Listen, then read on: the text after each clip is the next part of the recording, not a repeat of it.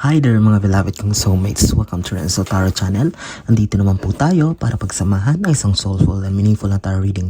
Dito lamang po sa inyong lagi naabangan, sinusubaybayan at pinakamamahal na Renzo Tarot Channel. If this is your first time po sa ating channel, please don't forget to like, mag-comment po kayo kapag nakaresonate po kayo. At of course, huwag kakalimutan mag-subscribe para mas lalong lumago po ang inyong ating channel at mas marami po tayong mga soulmates na matulungan, magabayan para sa kanilang mga future plans in life. Mega shoutout po sa ating mga super solid bangers, mga OFWs na laging nanonood po sa ating mga videos at sa lahat po ng ating soulmates sa amang panig ng Pilipinas at buong mundo. Maraming salamat po sa inyong panonood. Kakataba sa puso ng mga komento, suporta, lalong-lalo na mahigit 2 linggo po tayong walang upload sapagkat na busy po ang inyong lingkod. But rest assured, sinasabi ko sa inyo kapag may time po ako, ginagawa ko po talaga ng paraan para magkaroon po tayo ng time para sa isang meaningful and soulful na reading. Okay, wag na natin pang patagalin pa. Ang ating pong reading ngayon ay reading para sa buwan ng November 2024 para sa ating mga pinakamamahal na nasa sign ng Sagittarius. Sige, maghanda kayo. Wag na natin pang patagalin to, Sagittarius. Sige, simulan na po natin. Okay. Spirit Universe, Spirit Guides, please give us 10 baraha po, 10 cards para sa ating mga pinakamamahal na Sagittarius. If you're first time po sa ating channel, kumukuha lang po tayo ng 10 baraha, yun po nilalatag natin. Pero tuloy-tuloy na po, dire-diretso na po tayo para hindi na tayo mag-shuffle mamaya or para hindi na tayo madistorbo, para tuloy-tuloy pong ating reading. 1, 2, 3, 4, 5, 6, 7, 8. Okay, dalawa pa po ha mga soulmates. Dalawa pa at ilalatag na natin ang ating mga baraha. Ayun, parang nakakuha na tayo ng dalawa. Bilangin natin. 1, 2, 3, 4, 5, 6, 7, 8, 9, 10. Sige. 10 cards. Sige po, stay tuned po. Maraming salamat po ha. Sapagkat kapag kayo po ay nanonood sa ating mga videos ay talaga pong tinatapos nyo po hanggang sa dulo po ay hindi nyo po iniiwan ating mga videos, and that is a good thing kasi syempre pangit naman kung nabibitin tayo sa mga mensahe. But maraming salamat at napakarami pong nababasa kong komento na nakaka-resonate po talaga kayo. Ibig sabihin talagang sakto para sa inyo po ang reading natin. Okay? May sobrang nasa.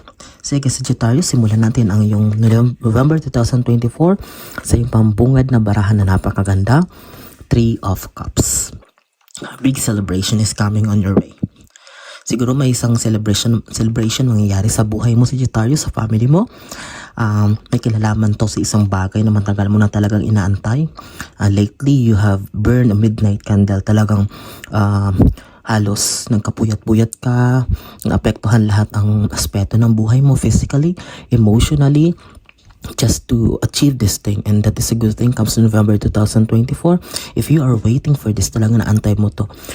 Yes, you are assured of victory, success because of this celebration card. Okay, panghawakan mo yan, Sagittarius, because you deserve it for a long time na talagang inaantay mo.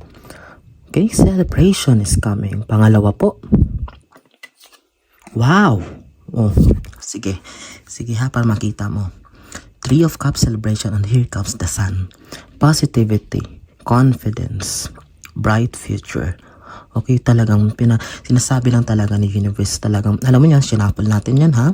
Ito pong aking reading ay dire-diretso po ito, walang cut. Okay, hindi ko po ito ni-edit.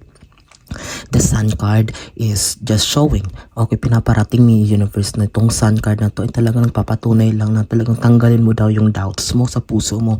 Kung makakamit mo pa ba ito, Sagittarius, tanggalin mo yung mga agam-agam, pagdududa, pagdadalawang isip. Yes, just claim it. Kapag sa puso at isipan mo, alam mo na ibibigay ito sa'yo sa tamang panahon, ay talaga makakamit mo ito. Okay, with this sun card, okay, wag ka mag-alala, Sagittarius, because the universe will be giving you the bright mind, malinaw na pag-iisip. Okay, malakas na pangangatawan, buhay, pangangatawan na puno, pagkatao na puno ng confidence. Parang alam mo yun, maninibago ka kasi after all na parang nawalan ka na ng pag-asa, pinanghinaan ka, but here comes, you will stand up, okay, and you will be catching the attention of everyone. It's because of the confidence, oozing confidence na natataglayin mo because of the sun card. Okay, Sagittarius? Sige, ang ganda ng mga baraha. Dalawa pa lang yan ha. Oh my God, talaga. Tingnan mo pangatlo, the World card. A new chapter of your life will be transforming. Talagang sabihin, di ba sinabi ko sa'yo, panibagong ikaw ito. Panibagong sarili mo na magugulat ka kung bakit mo nararanasan ito. Sagittarius, November 2024, everyone will be shocked with your transformation. Lahat magugulat sila kasi dati parang tahimik lang to. Dati parang dyan, hindi naman to. Pero nga, ba't nga tingnan mo, grabe yung pinagbago niya sa personality, lahat. Here comes as a personality mo na that you will not be pleasing everyone anymore. Hindi mo na ipiplease ang kapwa mo. You are doing everything just for yourself. Gagawin mo ito lahat para sa sarili mo, para sa pag-improve ng sarili mo, ng pagkatao mo, because you deserve it. Okay? At ito yung disenyo. Ito yung parte ng proseso ng universe para sa iyo. At hindi mo to pwedeng pigilan. Bagkos, embrace mo to. It's for the betterment. Para sa ikakabuti ito ng pagkatao mo.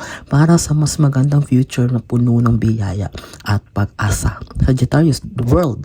Panibagong mundo. Okay? Oh my God, ang gaganda ng ating mga reading. Actually, halos lahat ng mga zodiac ngayon, ang gaganda ng reading. Kahit 2 months na lang patapos na ang taon, pero talagang may humahabol pa ng mga pasabog. Okay. Tingnan mo sa Sagittarius, pang-apat mong baraha is the Tower card. Ending. Something is about to collapse, something is about to end, something is about to be finished. May matatapos, may mababagsak. Not literally negative na may mamamatay or whatsoever. It's all about mga habits, mga attitudes na tatanggalin sa inyo ni universe. Ito yung mga bagay na nagpapabagal sa proseso, nagpapabagal kasi you know it in yourself na hindi na siya nakakatulong, pero bakit pa ulit-ulit mo pa rin ginagawa? This Tower card starting November 2024, you don't have a choice. Wala kang choice, tatanggalin ni universe yan. Come what may.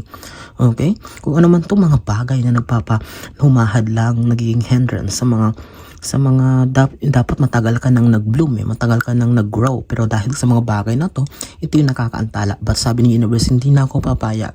Comes November 2024, kahit ikaw magugulat ka sa sarili mo, gigising ka, hindi mo na ginagawa yung mga bagay na yan. It's all about ending, closure, healing, pagpapatawad, mga bagay-bagay na dati parang pag isang tao nakikita mo parang galit na galit ka, but now you will let it go. Tatanggalin mo lahat yung mga grudges sa buhay mo. And that is a good thing kasi kailangan natin para magtuloy-tuloy, para mas maganda yung energy ng blessings, kailangan natin tanggalin yung mga blockages sa puso at isipan natin. Panglima, okay.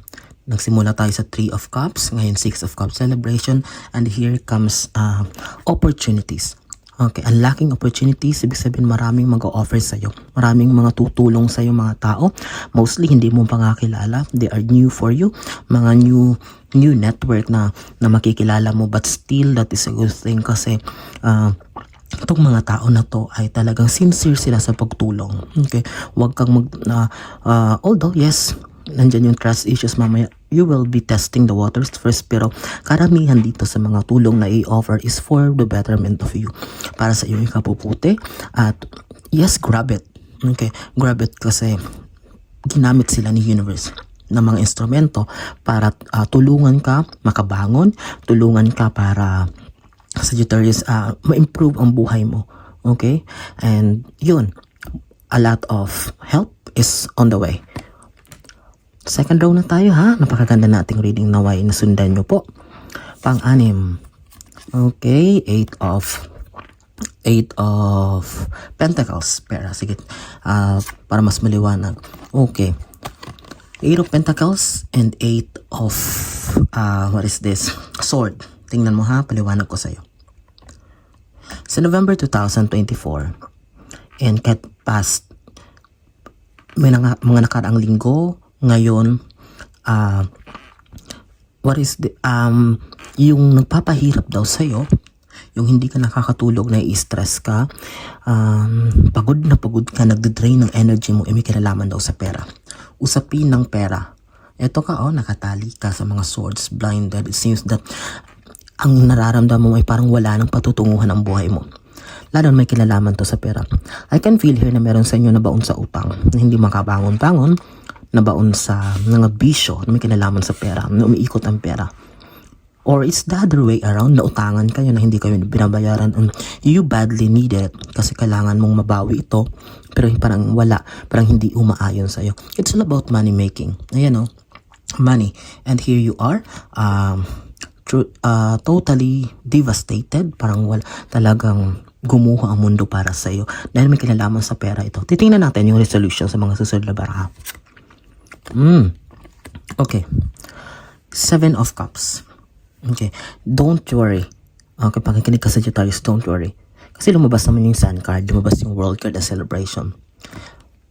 Hindi madali ang pagtanggap sa mga bagay na nawala sa atin, lalo na may kinalaman sa pera, pinaghirapan mo yan. But the universe is saying you, Sagittarius, na unti-unti mo itong tanggapin sapagkat may mga bagay talaga na nangyayari sa buhay natin. But consider this, tingnan mo to, 7 of Cups. Marami pang mga isda sa dagat. What does it mean? Marami ka pang mga options na pwedeng gawin para makabangon. Okay? Hindi lang naman ganun ang sa isang bagay umiikot ang buhay natin sa mundo.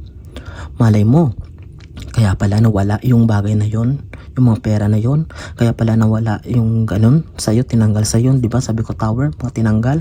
It's because there are a lot of options. Marami ka pang pupipilian na bibigay sa universe sa'yo na mas lalong makakatulong sa'yo para umunlad ang buhay mo. Okay? Napakaraming isda sa dagat. Hindi lang iisa. Diba? Huwag kang mag-alala. Okay? Alam ko. Baka sabihin mo, ay naku, napakadilong sabihin ni Sir Renz na ganun. Lalong na kung malaking pera, million, hundreds of thousands. Yes. Naiintindihan ko. And I share a sentiment with you that naiintindihan ko yung nararamdaman mo. Pero kung dyan ka magpo-focus, dyan ka magdudwell, ay talagang mas lalo kang masisira ang buhay mo. Kasi maapektuhan ang pag-iisip mo, maapektuhan ang katawan mo, madedepress ka. Samantalang kung bumangon ka, hayaan mo ang lahat. Karma will come to the people with na gumawa sa inyo. But yung karma naman sa iyo ay mas doble at triple pa ang babalik. Sagittarius. Okay? Oh, tingnan mo. Oh, di ba sabi ko sa'yo, ayan oh. Page of Pentacles, pera. Makakakuha ka rin. Mababawi mo din siya. Tingnan mo, ayan, hawak mo. Mababawi mo lahat. Finances, pera nang yan. Material na bagay yan. Makakabawi ka. And here comes the background, yellow color. Joy, kasiyahan. Ibig sabihin, talagang parte yan ng buhay. Medyo costly nga lang, medyo tayo magastos lang kasi malaking pera ang nawala or malaking bagay ang nawala sa'yo, trabaho, kung ano man yan na talagang bumagsak or na-cut off sa'yo. But here comes the Page of Pentacles. May kapalit. Makakamit mo to agad-agad. Papalitan na siya ng universe ng mas malaki at mas makapagbibigay sa'yo ng kasiyahan ng joy sa buhay mo. 10th and last card, tatapusin natin is, ayan, 6 of Swords. You really need to move on. Kailangan mag-move on, tanggalin. You need to move on, daladala ang lahat ng mga sakit sa damdamin, mga puot, mga kalungkutan. You need to move on, to move away sa situation na nagbibigay sa'yo ng talagang burden sa puso mo, mga pabigat sa puso mo. Kailangan mong mag-move away sa isang situation na parang nalulunod ka, nakakulong ka sa isang sitwasyon na mas lalong yan talaga magpapalunod sa'yo. Okay? You are assured with all the positive cards na lumabas kasi hindi naman sa 10 baraha puro negatibo eh. Itong mga to, flashback lang to, reminder to. Pero tandaan mo, lumabas yung Sun, lumabas yung World. Okay? Lumabas yung Celebration card. Ano pang sign ang hihingin mo, Sagittarius? Okay? Okay, just relax, just chill. Let everything go and unti-unti mag-heal ang buhay mo. Focus in the positive side. Focus sa mga positibong bagay na ibibigay ng universe sa'yo. Especially sa kinalaman ng pera. Alam ko pera to eh. Pera tong may kinalaman dito. But that's a material thing. Mababawi din yan. Okay? Cheer up. Everything will fall into place para sa iyo, Sagittarius. Sige. Ayan po, ang isa namang napakaganda, soulful, meaningful tarot reading natin pinagsamahan dito sa inyong pinakamamahal na Renzo Tarot Channel. I am praying na maraming nasa sign ng Sagittarius na makapanood nito. At kung may kakilala kayo, kaibigan, opisina, kamag-anak na nasa sign ng Sagittarius na hindi pa nakakapanood ng mga videos or hindi pa member nating channel, please don't hesitate to share to them this video. At of course, kapag first time po kayo sa ating channel, kung hindi pa kayo nakaka-subscribe, mag-subscribe po kayo. Yan ang panghihingin kong tulong sa inyo. Maraming salamat. Hanggang sa susunod nating pagsasama, mga pinakamamahal kong soulmates, mag-iingat kayo lagi and God bless us all.